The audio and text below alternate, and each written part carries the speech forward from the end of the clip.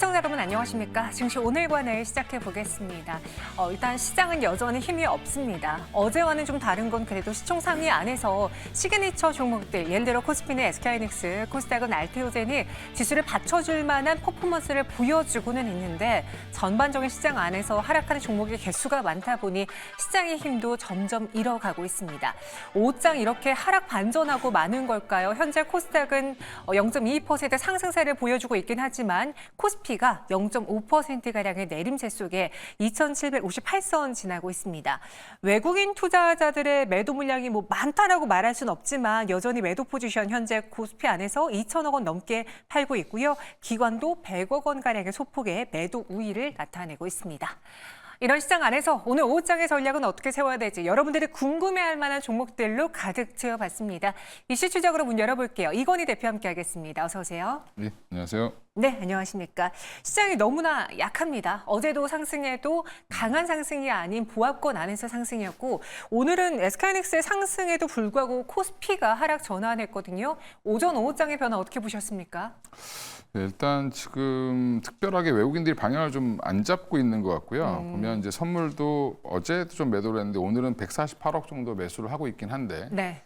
사실은 현물은 또 다 팔고 있죠. 그래서 여전히 트럼프 트레이딩이 약화돼서 오늘 오전장은 반도체 관련된 종목들이 급등을 하다가 오히려 이제 몇 개 종목을 제외하고는 지금 다시 다 내려오는 상황이고요. 여전히 지금 트럼프가 되냐 또 해리스가 되냐 네. 이런 이제 기로에 서 있는 것 같은데 여전히 이제 그런 부분들 정치적인 부분들이 영향을 미치고 있는데 그 정치적인 영향들은 점차 줄어들 걸로 보이고요. 코스닥은 오히려 이제 일부 반도체 장비주들이랑 그다음에 제약바이오 종목들이 이끌어주면서 다행히 플러스를 내고 있는데 코스닥을 요즘 보면 굉장히 아슬아슬하죠. 맞습니다. 예, 그래서 올해 개인들 수익률이 굉장히 안 좋다 이렇게 얘기들이 나오고 있는데 종목 하나 잘못 고르면 골로 가는 그런 형태가 나오기 때문에 지금 여전히 지금 종목 장세는 이어지고 있고요. 오늘도 상승 종목보다 양시장 모두 하락 종목이 더 많은 상황이어서 사실 대처를 좀 잘 해야 되는 상황인 것 같습니다. 네, 그런 시장 안에서 종목을 무엇을 고르느냐에 따라서 나의 손실 규모가 확연하게 커질 수도 있는 그런 어려운 시장이다라고 이야기해 주셨거든요. 그 안에서도 두각을 보이고 있는 이슈는 무엇이 있는지 따라가도 괜찮을지 한번 파헤쳐 보도록 하겠습니다. 오늘 바이오 이야기하면서 알테오젠 많은 분들 궁금해하셨을 거예요. 저도 유튜브 채팅방을 봤는데 30만 원 드디어 돌파했습니다. 이제 목표가 상향해야 될까요? 매도해야 될까요? 라는 질문 많았는데요. 그에 대한 이야기 나눠보겠고요. 어제 실적의 포문을 열렸던 전력주, 오늘은 방산에 대한 수급의 기대감으로 더해지고 있습니다. 따라붙어도 될지 이야기 나눠볼게요. 먼저 알테오젠 살펴보도록 하죠. 최근에 신한투자증권의 리포트 많은 분들이 보실 겁니다. 알테오젠에 대해서 굉장히 긍정적으로 이야기를 하고 있고 지금 많은 투자자분들이 참고하는 리포트 중에 하나인데요. 가장 최근에 나왔던 게 이제 7월 8일에 발간된 리포트입니다. 테르가제 승인 완료했고요. ADC, SC도 지금 애로가 순항 중에 있다라는 헤드라인 안에서 세부 내용 볼게요. 알테오젠 하면 가장 대표적으로 나오고 있는 제품들 테르가제가 있고 알리아 바이오시밀러, 허셉틴 바이오시밀러 여기에 향체 약물 접합제 ADC, SC가 있습니다. 먼저 테르가제 쪽을 본다면요. 이 피하 주사 기술의 원료인 히알루로니다제를 제체를 제품화한 것입니다.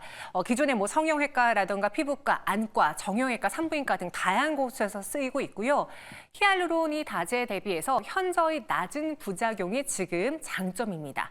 최근 식품의약품안전처로부터 시판 허가를 승인받았어요. 이 시기가 좀 늦춰지면서 알테오젠에 대한 불안감이 커졌었는데요. 시판 허가 승인이 나오며 모멘텀 밸류로 작용하고 있고요.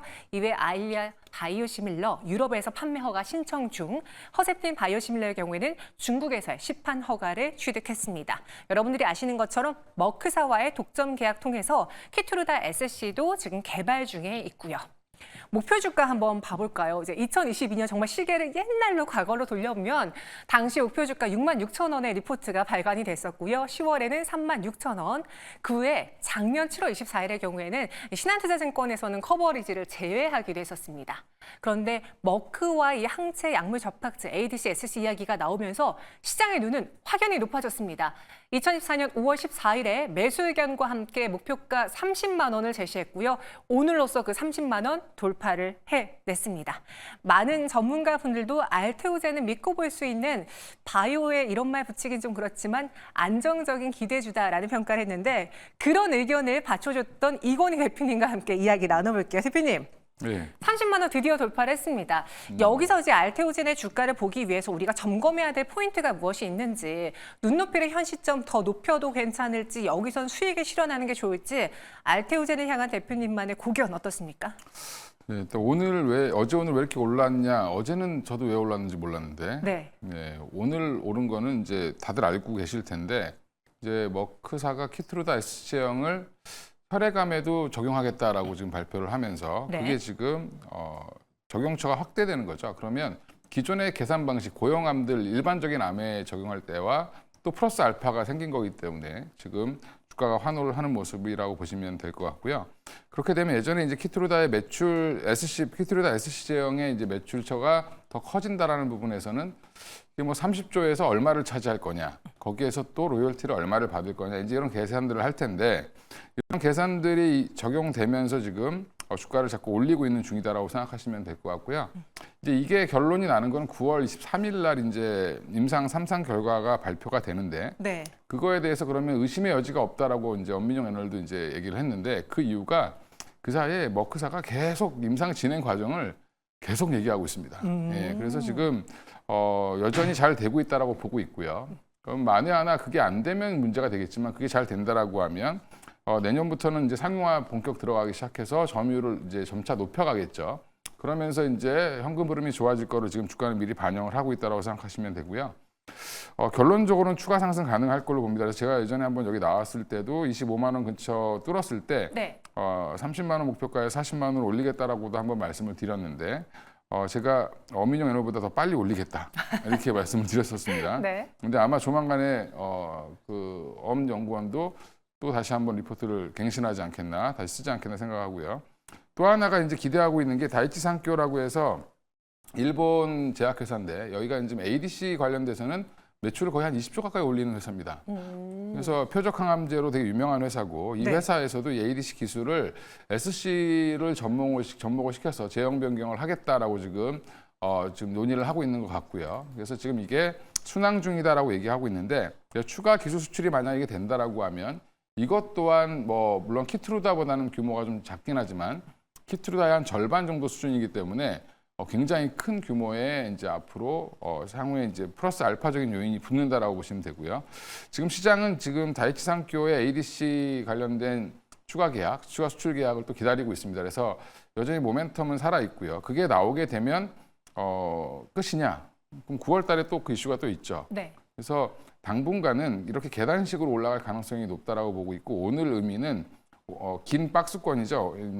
지금 가격이 한 28만 원대 후반 갔던 때가 이제 6월 11일인데 6월 11일 이후에 계속 지금 옆으로 횡보하던 주가가 드디어 박스권을 뚫고 나갔다. 그러면 그동안 제가 계속 사라고 말씀드렸는데 안 사셨던 분들은 또 이제 고민이 되겠죠. 그래서 오늘 종가 무렵이든 아니면 내일 한번 눌림목을 주든 결국엔 30만 원 밑으로 한번 빠질 가능성이 있습니다. 그러면 그때 오히려 좀 추가 매수를 해보시거나 뭐 신규 진입도 가능하다고 보고 있습니다. 현 구간에서 매도하기보다는 수익을 더 극대화할 수 있다. 앞으로도 남은 일정과 이벤트들이 남아있고 어제는 좀 반발 매수가 들어왔다면 오늘의 경우에는 이 ADC, SC의 다양화, 여러 암에 적용될 수 있다는 기대감에 수급이 더 강하게 붙으면서 30만 원을 드디어 돌파해냈다라고 했습니다. 과거에 30만 원 목표가가 나왔을 때는 에이 가능하겠어? 라고 했는데 그 설마가 현실이 되어버린 알테오젠이고요. 이렇게 대장주가 또 열일해주다 보니 바이오에 대한 관심도 같이 커지고 있습니다. K바이오의 위상이 예전과는 다르다라고 하는데 최근에 뭐 바이든 그리고 트럼프, 해리스 여러 후보 안에서의 바이오는 성역이다라는 이야기도 있었고요. 그리고 오늘은 또 코로나 변이 이야기가 나오면서 진단키트주들이 움직이고 있는데 계속 바이오 관련해서 여러 가지 뉴스가 쏟아진다라는 건 그만큼 이쪽 투자 심리가 개선됐다라는 걸 방증하는 것 아닐까요, 대표님? 그렇죠. 일단 지금 코로나19 관련돼서 이제 올라오곤 있는데 네. 이쪽은 전 단기적으로 보고 있고요. 왜냐하면 단기요? 예, 코로나 걸려서 지금 뭐 사망에 이르렀다 이런 얘기 못 들으셨죠? 네.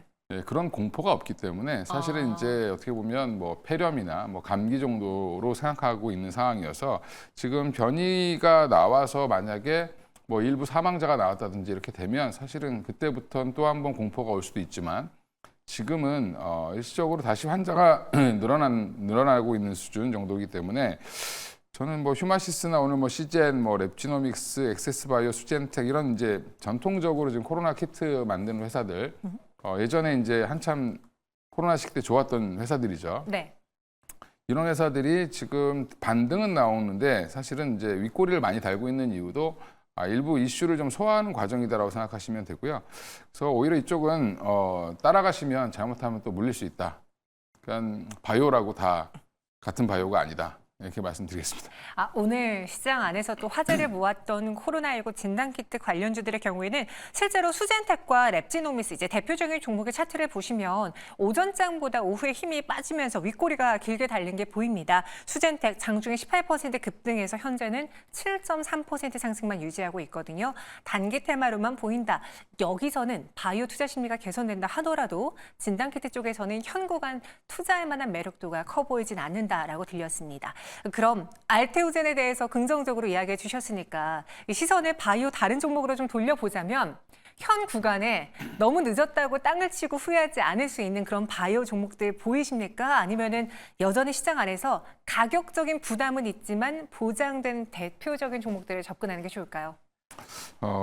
아주 질문을 되게 편하게 해주셔가지고 네. 네, 가격이 부담스러운데도 사야 되는 종목은 알테오젠과 유한양행이고요. 그다음에 좀 가격은 생각보다 많이 안 올라와서 부담 없다. 근데 앞으로 좋아질 것 같은 회사는 ABL 바이오랑 리가켄 바이오라고 말씀을 드리겠는데 네. 결론부터 말씀을 좀 드리고 그동안 이제 팬데믹 기간 한 2년 가까이 동안 바이오 종목들이 다 눌려 있었습니다. 임상도 못 하고 아무것도 못 했으니까. 그런 것들이 지금 해소되면서 그 사이에 또 바이오에 대한 공부는 굉장히 많이 됐습니다. 그래서 투자자들도 좀 많이 달라졌다라는 부분. 예전처럼 그냥 우 몰려가지 않죠. 그럼 지금 바이오의 키워드를 아시는 게 중요한데 전체적으로 보면 바이오 테크 플랫폼을 갖고 있는 회사들이 지금 뜨고 있고요. 네. 또 하나가 이제 그 각각의 이제 내용들을 살펴보면 비만 치료제가 지금 또 난리죠. 로슈에서 또 경구용 이제 비만 치료제를 만들고 있다, 임상을 하고 있다라는 부분이 부각되면서 지금 국내에도 비만 치료제 관련 주제가 쭉 파악해 보니까 한 18개 이렇게 나오고 있는데 그쪽은 제가 볼 때 오늘 약한 모습을 보이고 있는데 조금은 좀 단계에 많이 올라서 좀 쉬어가는 국면 나올 것 같고요. 여전히 펩트론이 키를 쥐고 있는데 펩트론도 이게 왜 나와줄 때 안 나오면 또 한번 밀릴 가능성은 있습니다. 근데 여전히 기대감은 좀 있고요. 우려도 있고 기대감도 좀 상존한다. 네. 그런 부분에서는 조금 불확실성이 있는 것 같고요. 표적 항암제 관련돼서 이제 ADC죠. ADC 관련된 것들 아까 다이치 상교도 말씀드렸지만 지금 ABL 바이오도 이중항체에다 ADC를 접목하겠다라고 지금 얘기를 하면서 회사가 지금 1,400억 유증을 성공을 했죠. 거기 산업은행까지 이제 자금을 태웠는데 사실은 이제 표적 항암제도 하나의 키워드입니다. 그래서 지금 항암제는 표적 항암제랑 뭐 면역 항암제 플러스 병용 이렇게 지금 가고 있는 상황이고 면역 항암제 같은 경우는 키트루다라든지 옵디보 같은 경우는 지금 제형 변경을 통해서 특허를 연장시키려고 하는 게 이슈이기 때문에 알테오젠이 지금 주목을 받고 있는 거고 또 치매 관련된 데서 요즘 다시 또 얘기가 나오고 있죠. 그래서 그 치매 쪽도 여전히 좀 주목을 해보실 필요는 있을 것 같습니다. 가격적인 부담은 있지만 알테오젠, ABL 바이오 그리고 리가켄 바이오, 유한양행 다 관심권 안에 두면서 접근해 보는 게 어떻겠느냐 바이오에 대해서 긍정적인 의견 드렸습니다. 이번에는 난 그래도 여전히 바이오 무서워 안정적인 게 필요해 하는 분들을 위해서 실적으로 한번 넘어가 볼까요? 최근에 국내 증시 많이 힘들었습니다. 이 트럼프 트레이드 때문이라는 거 여러분들 아시죠? 물론 이게 다는 아니지만 시장의 하락을 유발했던 트리거로 작용을 했는데 그로 인해 뭐 전기차, 2차전지 테마 하락했죠. 반도체주들의 경우에도 갑자기 피해주를 엮이면서 크게 주가가 밀렸습니다. 그런데 좀 달라질 수 있는 건 지금 실적 발표 시즌이다라는 거죠. 어제 일단 정치적 불확실성이 너무 과도했다라는 인식 속에서 또 해리스 부통령이 대두되면서 시장이 좀 안정을 찾아가려고 노력하고 있고요. 여기에 HD 현대일렉트릭의 실적이 예상치보다 크게 상회하면서 주가 급등, 전력주의 급등, 다른 실적수에 대한 관심으로 이어지고 있습니다. 바이오의 경우에도 최근에 실적을 기대하신 분들도 몇몇들이 있던데요. 오늘 뭐 그로 인해서 삼성 바이오로직스 어닝 서프라이즈 기대 속에 상승을 보여주고 있죠. 대표님, 이제 시장이 좀 안정을 찾아가면서 실적으로 시선을 좀 돌리고 있다라고 봐도 괜찮을지. 어제 HD현대일렉트릭 실적 어떻게 보셨습니까? 일단 애널리스트들이 아마 좀 화가 났을 것 같습니다. 왜요?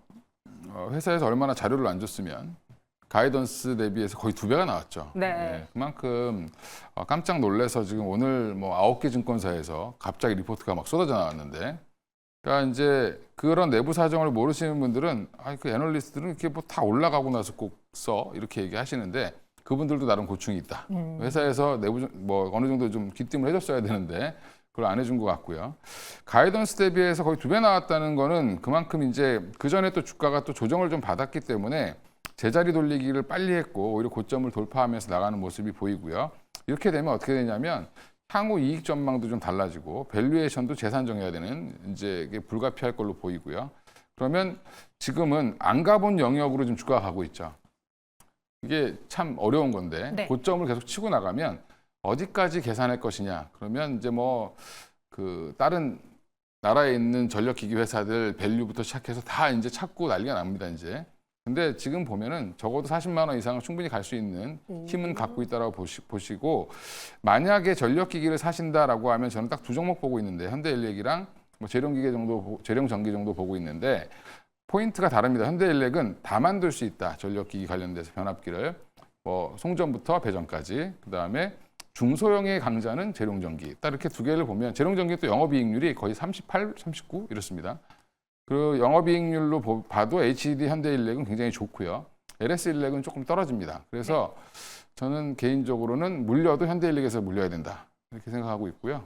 그래서 2종목 정도 보시는 게 맞다라고 생각하고 있습니다. 그래서 지금 자리에서 따라붙기에는 좀 부담스럽죠. 그러면 조금 조정 나와서 행보가 나올 가능성이 있기 때문에 그럴 때 오히려 매수를 해보시는 것도 나쁘지 않다라고 말씀드리겠습니다. 재룡전기는 아직 실적이 발표가 안 됐죠? 예, 안 됐습니다. 그러면은 HD 현대일렉트릭이 후발주로 재룡전기를 현 구간에 접근해 봐도 괜찮은 건가요? 재룡전기도 충분히 접근 가능하다고 보고 있고, 여기도 매출 자체는 한 네. 70% 이상이 지금 미국에 쏠려 있고요. 30%는 한전인데 한전도 지금 뭐 한다고 난리치고 있고, 그래서 수주 물량은 계속 늘어나고 있는 상황이고요. 무엇보다도 이제 중소형 변압기 같은 경우는 생각 마진율이 굉장히 높습니다. 그래서 지금 영업이익률이 지난 분기에 39.64%가 나왔거든요. 네네. 그러니까 변압기 팔아서 이렇게 많이 남아? 이렇게 할 정도로 지금 굉장히 좋기 때문에 밸류에이션을 조금 더 줄 수 있는 가능성이 있다라고 보고 있어서, 만약에 여기서 9만 원대 초반, 뭐 9만 원을 깬다라고 하면 한 번쯤은 사보셔도 괜찮을 것 같습니다. 네, 재룡전기도 같이 눈여겨보자. 그럼 빠르게 오늘 시장에서 실적 기대주로 꼽았던 방산 이야기도 한번 해보겠습니다. 방산도 이제 곧 있으면 실적이 공개가 되는데 그 공개를 앞서서 먼저 주가가 신고가를 기록해주고 있어요. 뭐 현대로템도 어제 52주 신고가를 기록했고 오늘의 경우에도 현대로템이 상승을 해줬는데 지금 증권가에서 바라보고 있는 시선은 어떤지 자료 보면서 이야기 나눠볼게요. 일단 컨센서스를 매출액 단에서는 소폭 하회하거나 영업이익은 부합할 것으로 보고 있습니다. 저희 자료 한번 같이 볼까요? 네, 이 불안정한 국제 정세가 지속되고 있고 그리고 시장이 여전히 조금 방산에 대해서 우호적으로 바라보고 있기 때문에 그래서 실적 단에서도 기대가 될 것으로 보여집니다. 신한투자증권에서 커버리지하는 5개의 방산 회사, 뭐 현대로템, 하나시스템, 하나에어로스페이스, 한국항공우주, LIG 넥스원들의 2분기 실적을 미리 전망해 봤는데요. 매출액의 경우에는 5조 5천억 원을 기록하면서 시장 컨센보다는 조금 밑돌 것으로 보여지고요. 영업이익은 4,411억 원으로 부합할 것으로 보여지고 있습니다. 대표님, 네. 종목들이 좀 많아요. 그런데 공통점은 이 중에서 하나시스템, 현대로템, 하나에어로스페이스 모두 다 신고가를 기록했다라는 거 아닐까 싶은데요. 네. 뭐 LIG 넥스원의 경우는 최근 뭐 부침이 한번 있었지만 회복해내고 있고 한국항공우주는 고점 대비는 좀 조정을 받았습니다. 여기서 눈여겨볼 만한 종목들 실적 기대주 있습니까? 일단 뭐 내용 자체가 약간 깜깜이로 있는 게 LIG 넥스원이 가장 좀 어떻게 보면 서프라이즈가 날 가능성도 좀 높다라고 보고 있고요. 네. 또 하나는 하나에어로스페이스는 1분기 때 기대했는데 실적이 잘 안 나왔습니다. 미반영된 부분이 있기 때문에 그 부분이 반영되면 2분기는 무조건 좋아질 건데, 저는 그 부분도 어느 정도 지금 주가는 좀 반영이 돼 있다라고 생각하고요. 향후에 지금 방산 쪽은 서프라이즈가 나올 가능성도 있는데 저는 생각보다 주가는 좀 미리 움직였다. 그러니까 뭐 그닥 여기서 뭐 어제 현대일렉트릭처럼 급등이 나오지는 않을 것 같습니다. 실적 발표 나올 때는 네. 오히려. 그리고 이제 화장품 같은 경우가 오히려 지금 서프라이즈가 나오게 되면 조금 더 조정을 많이 받았기 때문에 또 한번 올라갈 가능성도 있지 않나라고 생각하고 있습니다. 방산이 전력만큼 그렇게 어닝 서프라이즈가 나오진 않을 것 같다. 전력 특히 HD 현대일렉트릭은 좀 예외적이었다라고 이야기해 주셨습니다. 그럼 이 중에서 LIG 넥스원도 좀 부침이 있었다라고 했는데 보니까 이런 대표적인 종목은 신고가를 경신하는 반면에 같은 우주항공으로 묶일 수 있는 뭐 AP위성, 인텔리안테크 그런 종목들의 경우에는 아직 고점보다 한참 밑에 있더라고요. 어때요? 같은 방산으로 묶어서 우주항공으로 묶어서 그들에 대한 투자 의견도 좋게 봐도 괜찮을까요? 일단 한국항공우주부터 말씀드리면 큰 종목인데 왜 여기는 안 가냐라고 얘기하시는데 여기는 주로 비행기를 팔아야 되죠. 헬기랑 비행기를 팔아야 되는데 이쪽은 조금은 좀 어렵습니다. 수주 자체가 굉장히 큰 프로젝트고 가격도 더 비싸고 네. 그래서 이거는 뭐 좀 더 기다려 보셔야 될 것 같고요. 우주항공주들도 마찬가지인 게 사실은 기대만큼 실적이 따라오지 않고 그다음에 매출과 그다음에 여러 가지 성장 이제 매출 쪽에서 여전히 부침이 좀 있는 상황이죠. 그래서 저는 오히려 이쪽은 조금 영업이익률도 좀 낮고 이렇다 보니까 사실은 조금은 좀 보수적으로 보셔야 될 것 같고요. 완전히 좀 추세가 좀 돌아설 때 따라붙어도 늦지 않는다라고 보고 있습니다. 중소형주, 특히 우주항공 쪽의 테마로 묶여있는 종목들은 현 구간에서 그렇게 공격적인 매수를 하기보다는 차라리 방산, 무기 잘 파는 대형주들을 눈여겨보자라고 이야기 드렸습니다. 실적은 크게 서프라이즈 나오지는 않을 것 같다라는 코멘트까지 더해드릴게요. 이렇게 오늘 실적 기대주, 방산 이야기도 해봤고요. 지금까지 이건희 대표와 함께 이슈 추적 나서봤습니다. 고맙습니다. 네, 감사합니다.